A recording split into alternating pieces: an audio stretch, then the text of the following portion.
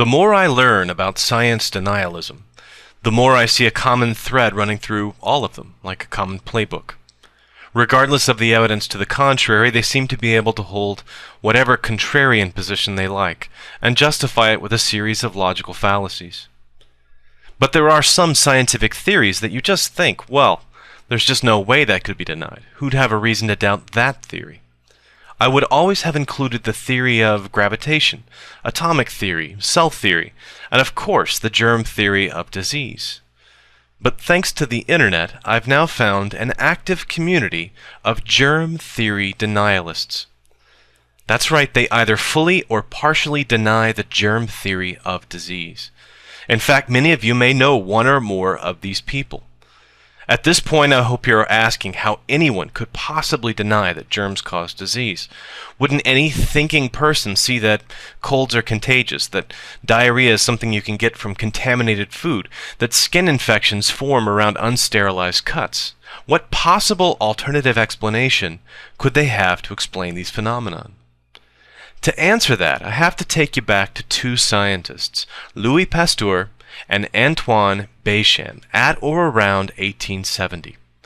The problem concerns certain diseases of silkworms, an important agricultural asset for the French silk industry.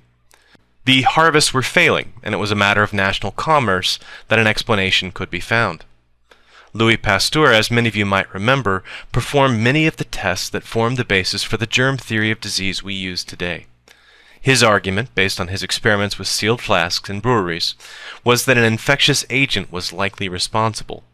His course of action would be to quarantine and contain the spread. Béchamp was an insect biologist and had a competing theory. His theory, which I will call the pleomorphic theory of disease, was that diseases are caused by environment. He said that bacteria actually form from the diseased cells, and their appearance tells us the underlying disorder. There's more to it, including an abiotic origin of microbes. But the key point is that he takes Pasteur's theory in reverse. The microbe does not cause the disease causes the microbe. His suggestion might have been not to quarantine the sick animals, but to feed them better, or move all of them to a brighter area with cleaner air. This was not a stupid idea in 1870. It strikes us as silly because we have the benefit of so much additional information. Antoine Béchamp was wrong, of course, as has been demonstrated by thousands of experiments since then. His theory has been falsified and buried. Pasteur's has been predictive and explanatory in a way that we find useful, and Antoine Béchamp's theory is not supported by the genomic data being produced on bacterial DNA, nor by serotype testing, phylogenetics, or electron microscopy of pure cultures. Now, there was a useful insight to be gained from his theory about the complexity of interaction between a disease agent and the host. It's true that environment, nutrition, and immune status plays a big role in the development of most diseases. I don't know any modern biologist who dispute that. To qualify as a germ theory denialist, you need to deny that infectious agents are responsible for diseases we currently attribute to transmissible pathogens. What kind of crazy internet troll believes this far-out idea? This is the part that may surprise you. How about Bill Maher, the host of Politically Incorrect with Bill Maher, and the writer, producer, and star of Religulous? Now, he has made a statement that he is not a germ theory denialist, but the fact that he had to deny it says a lot. He's strongly anti-vaccine, anti-medicine, but in an interview he brought up the signature move of germ theory denialism. He pulled out the deathbed recanting of Pasteur. The only place this text ever existed was the germ theory denialism website that created it out of whole cloth. It has no basis in fact, and represents a marker for someone who has spent time learning from anti-germ theory websites. This is a classic denialism move, attacking the discoverer's credibility, worthy of a creationist or AIDS denialist, and forever tarnishes Maher in my eyes. It goes beyond a disagreement with him. He's taken sides against science, medicine, and critical thinking. What he's advocating is dangerous to the innocent and naive. It's a misuse of his celebrity to promote pseudoscience. Who else can we put on our list? How about a large number of chiropractors? Many, but certainly not all, who practice as straights are taught that all disease, from tooth decay to Ebola, are the result of improper alignment of the spine and atlas. You should also ask any naturopath or osteopathic physician where they stand on the germ theory of disease. Depending on the country, they may have been taught that germs don't exist. We'll also find that a lot of AIDS denialists are in fact germ theory denialists, either wholly or only in part.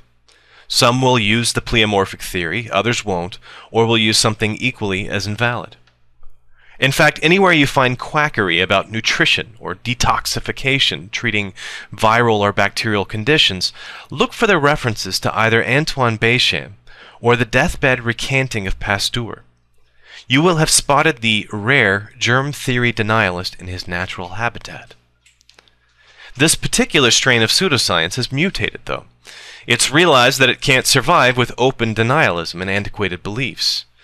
Instead, the approach now is to simply shift the focus from their failure to make a scientific case for their beliefs to the perceived flaws in Pasteur's theory.